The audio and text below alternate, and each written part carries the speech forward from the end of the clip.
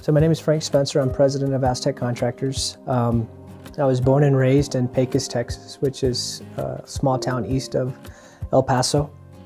I graduated from New Mexico Military Institute, so I left home at a fairly young age. I was actually a junior when I started at the Institute. Went to high school there, played football there at the Institute, got to represent the United States in Australia and Hawaii. Came back, decided that I wasn't going to be a football player, and I decided to stick to school, and I ended up graduating from Texas A&M University.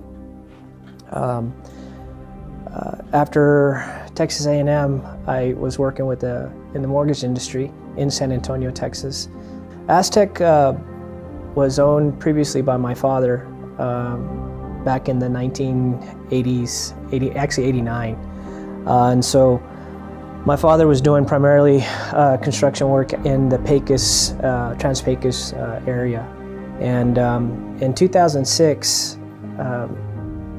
actually it was around Thanksgiving time, I spoke to my father, and I wanted to do a change in the industry that I was in, and he was also wanting to get into construction. So I purchased a company from my father in 2006, and we started with our first project in 2007, which was a condominium project, and that's where he was involved from the standpoint of one of the many investors that was on that project.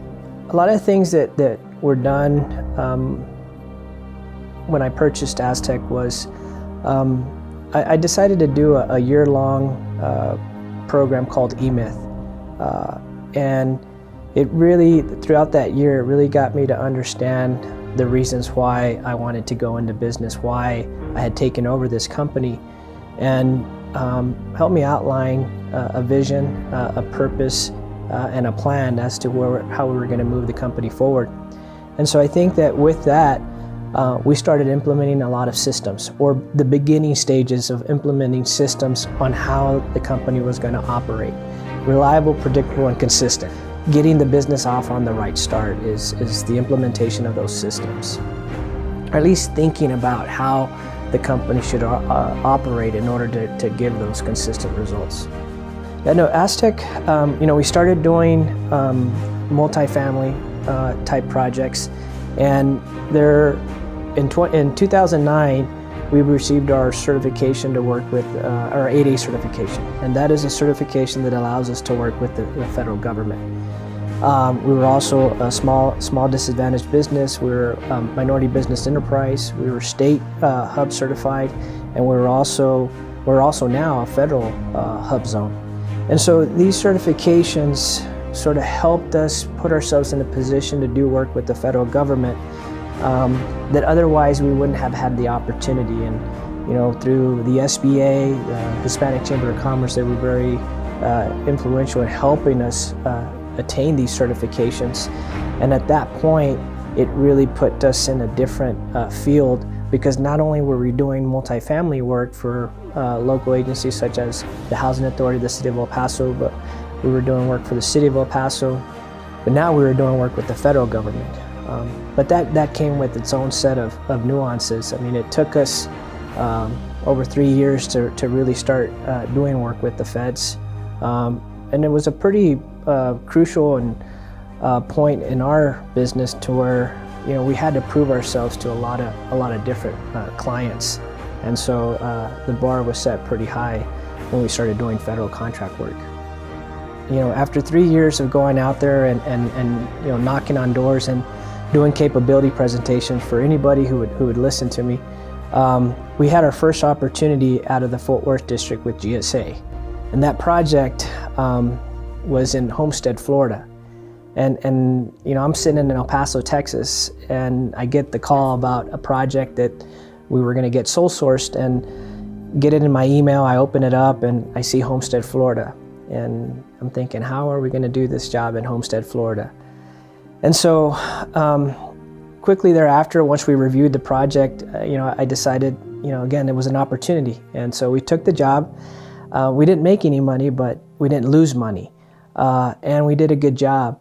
about 6 months after that project was complete, we got another job from the same client for a project 3 times that size here in El Paso. So that one's memorable in the sense that we took advantage of an opportunity, and you know, with its own set of, like I said, nuances in terms of being in Homestead, Florida, not knowing anybody. It's a very isolated area, but I look at that as the starting point, and that's sort of kind of been our mantras. And you know, with all the clients that we've had an opportunity to work with, it's just that, asking them, give us a chance, let us prove ourselves, and taking advantage of that opportunity. The other job that I think that is very significant to me is the job order contract that we did on Fort Bliss. So what this was is a multi-year contract with the Corps of Engineers to do all of the construction, rehabilitation, and maintenance of all structures and facilities on Fort Bliss. And we were the sole contract holder. And so this was around 2013 when we were awarded this project. And so, as you know, in talking about how difficult it was to get a start of doing work with the government, you know, the one thing that they kept shutting their doors on me was that we didn't have past performance. And so that job order contract was awarded to us primarily on our past performance and price. But the reason I'm so proud of that job was that all the work that we had done leading up to that proposal or that project was all merited on our own past performance. And you know, I think it had been 10 or 12 years since a local contractor had been awarded that contract. So I was very, very proud to be a part of that contract. And we put in a lot of time to stay on top of it, to ensure that we didn't let down this community in terms of demonstrating to the Fort Worth district and our local subcontracting community, our vendors and suppliers, that we do have great contractors and great suppliers, vendors, and subcontractor community that we can perform. In contracting, there is a lot of problems, especially in construction. I mean, every day there's a new obstacle that you have to overcome. And I think that part of what has been the leading source of overcoming those obstacles for us has been the communication. Everything that we run, the way we operate this business, is a very team-oriented method. We work as a unit. Everybody is a spoke in the wheel. We all have certain roles that we have to cover. And so with our clients, especially in construction or contract work, you have to keep everybody informed as you're moving along. And so, you know, weekly meetings, updates, and holding everybody accountable. We hold ourselves accountable, but we also have to hold our clients accountable. You know, in construction, you got a lot of hands in the cookie jar. So being able to manage all of that, and you know, what we call managing expectations. And as long as we're able to do that and communicate those and talk through it and plan, that to me has been a huge success for us and how we've operated thus far. Last month, we received the Small Businessman of the Year from a large chamber through TAMAC, Texas Association of Mexican American Chamber of Commerce. That award was presented to us in San Marcos, Texas. I'm super thrilled to have gotten that award. And this is for the state of Texas. So it was a huge, huge honor to have received that award. The business in itself, in terms of the revenues that have been achieved throughout the year. They ask questions, for example, how many employees we've had, the different types of contracts that we've been a part of. And again, you know, as I mentioned to, you know, in the article, you know, this is not done by myself. This is done by a team. And again, everything that we do, we approach it from a team aspect. Everybody has an important role, and as long as everybody's covering down, you're going to have successes. You're gonna do great things. You know, at the same token, though, you know, in the last 13 years that we've been in business, we've made a lot of mistakes, and so those mistakes, and you know, I look at them as part of the learning curve. And I think that every business goes into certain parts of certain stages that you have to go through in order to kind of continue that upward growth, and then you'll have those setbacks, but it's kind of learning from those setbacks and making the changes necessary to do better is where I think that for me that those have been eye-opening experiences. Part of what we have to do is provide a performance and payment bond, and it's all based off of capital, liquidity that the company has, and for us just getting started, that was hard because we didn't have it. And so I think that number one, that was a huge obstacle that we had to overcome. The other thing that we had to overcome is that it took us 6 years to get a local bank to bank us. Our hometown bank in Pecos was banking us for the first 6 years of being in operation. So we've dealt with a lot of different obstacles in trying to get this company started, but like I said, each of those has sort of made us who we are today. Going back to not being able to get an opportunity to work with the government because we didn't have past performance. They kept saying that, well, you don't have past performance. Well, we overcame that one as well. So now we do work with the Army, Navy, Air Force, Department of Homeland Security, Customs and Border Protection, Corps of Engineers, I said the Air Force, and most recently, I think that the next, best thing that has happened is, we have a lot of bond money that has been passed, and we have the quality of life bonds, we have the school bonds, and we've been able to participate on some of those bond programs and to me, really proud of that because we've been able to keep that work local. All of our subcontractors, all of our vendors and suppliers are locally owned businesses, a lot of small businesses, women-owned businesses, service-disabled veteran-owned businesses. That to me is something that I'm really proud of, and now we're doing work with the school districts, and we've just expanded our clientele, and so it's a good feeling. Anybody that has been in business, in some point in their life, they've had somebody that has been there to help guide and assist them. The first one I can name is my father. Again, his mentorship comes with a little bit of tough love. It was a different form of mentorship, but it was one that I'm glad and I'm very appreciative that getting started. I had to pay him rent. I didn't have any money at the time, and he was requiring me to pay for everything that we were using in his office. I got charged for using his accountant, and at the time I was kind of like, well, why are you being so hard? Why I need help.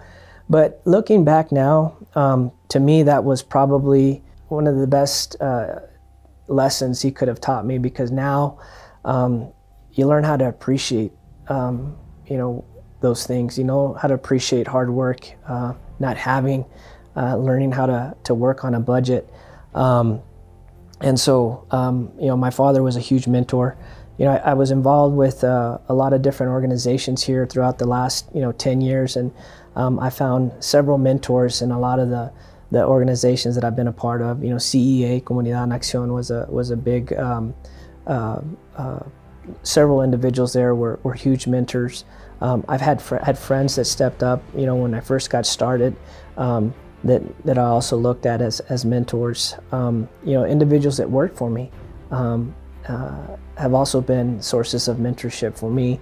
And like I said, every business has stages of growth, and we've had a lot of people come and go, but you take away something from each of those individuals that you've had an opportunity to work with. And for me, the biggest,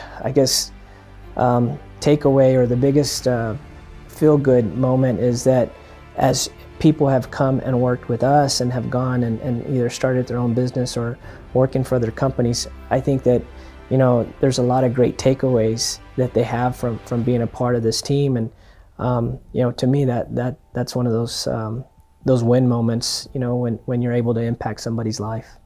I would say that hold true to a vision, have a plan, have a vision of what it is that you want to do. and stay true to it. There's going to be things that are going to come at you that you're not expecting. Surround yourselves by positive people. You got to have a lot of grit, and you got to be able to hold when everything around you looks like it's fallen. Have faith is another big thing. If anything else, hold on to something that some faith. Along the lines of surrounding yourself by positive people that are pushing you to pursue or to pursue the ideas that you have in mind. Again, if it's a startup business, one is to continue to surround yourself by those people. Find other people that they might know of to go, pitch your idea about. Get as much play as you can in terms of what it is that you have. Spark that idea of what it is that you're trying to achieve. I think the other thing too is to get involved with either your local, the El Paso Chamber of Commerce. Get involved in the Hispanic Chamber of Commerce.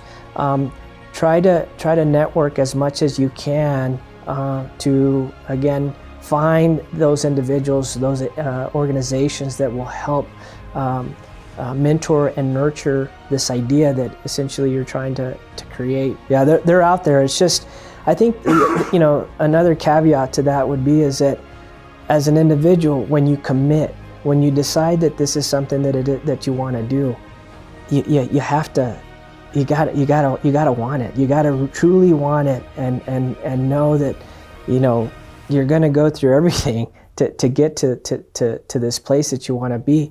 And I think that will resonate with the people that are helping you, because they're gonna see that. And you have to know that, you have to stand behind what you're putting out there. Geographically, we're able to hit, so we're out there doing work and promoting our company. We have an office in San Marcos, California. That's another thing I failed to mention, that we have a regional contract with the Navy. So for several years, I would always consider ourselves to be that border go-to contractor, because everything from Southern California all the way down to South Texas, we have that reach. We have that strategic footprint to be able to do work in these areas. So because of how we're located, again, everything along the border, Southern California, Arizona, New Mexico, into West Texas was sort of our playground, our play area.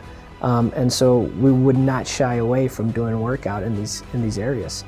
So, and for me, El Paso, it's a big city, but it's not. It has that small town feel. Being from a small town, I think that there's a lot of great things that made me the way I am now because of growing up in a small town. And I feel like, El Paso has embraced me. I see a lot of great things that are happening. It's a great time to be in construction. Everywhere we're going, they have construction going on. So I just think that El Paso has come a long ways. And I think that, with all the new developments that are happening downtown, with all of the quality of life bonds, the school bonds, this is an exciting time for us. And I see a lot of great opportunities for a lot of those young professionals that are soon to get out of school. They have a place here, and I think that El Paso is one of those places that truly embraces the young entrepreneur. I've done a lot of traveling in my life, and you don't find friendlier people than El Paso. I think that go along the same lines of how the city embraces young entrepreneurs, the changes, the new ideas. That excites me, to see the change, the movement in that direction to revitalize different areas of El Paso. I'm not talking from structures, but I'm talking about just business in itself. I think that there's a tremendous amount of opportunities here, and now I see El Paso's embracing that, and I think that's great. Right now, we have a lot of students that are doing internships or part-time. Again, we do a lot of outreach to the local UTEP, to EPCC, and the other colleges here. And I think that, one thing that we have here is a mentorship program where, again, we take these students that again have shown an interest in getting into construction or engineering, and we kind of put them in situations to get them to get a true picture for what this industry is like, and kind of really trying to grow from within, because we have a lot of great local talent, especially UTEP, and so I think that we definitely want to be a part of giving those opportunities, or giving that outlet for these students to know that they can come and have an opportunity to explore what they're thinking. Our website is azteccontractors.com. Phone number here at the office is 915-577-9685.